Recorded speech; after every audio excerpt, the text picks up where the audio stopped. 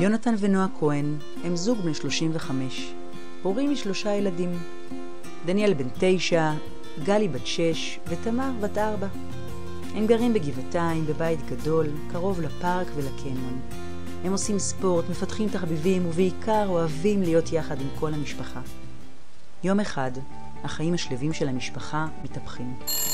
לבנם הבכור בן 9, דניאל, מתגלית מחלה קשה. יש טיפול למחלה, אך הוא מורכב ויקר. בינתיים דניאל סובל מכאבים ומאושפז בבית החולים. כל המשפחה המורחבת מגויסת, ועדיין נועה, אמא שלו, נאלצת לעזוב את עבודתה ולהיות רוב היום עם דניאל. לאחר חודשיים של טיפולים רפואיים לדניאל, מלווים בסחבת רפואית אינסופית, ההורים יונתן ונועה מתוסכלים, לחוצים ומרוקנים רגשית. למרות שיש רופאים מעולים במדינה, הביטוח המשלים של קופת החולים לא מכסה ניתוחים מסובכים או תרופות מצילות חיים. ההורים הדואגים רוקנו את החסכונות שלהם ונאלצו למכור את הרכב ואת הבית כדי להמשיך לממן את הטיפולים היקרים שהגיעו כבר למעל מיליון שקלים. תוך כדי החוויה הקשה והטראומטית שיונתן ונועה עוברים עם דניאל, הם מבינים שהם חייבים להגן על העתיד של בנותיהן הצעירות גלי ותמר ולקבל שירותי בריאות איכותיים ומהירים.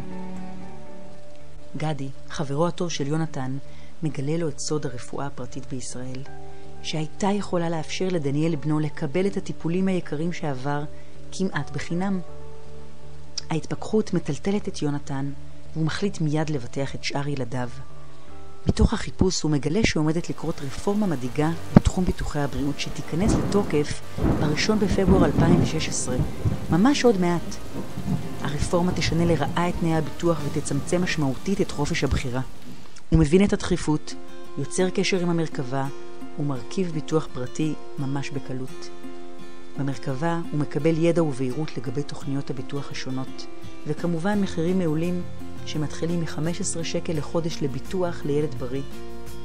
אנשים יקרים, בואו, עוד היום, לבטח מתוך הבנה ולגדול בדרך בטוחה. תהיו בריאים.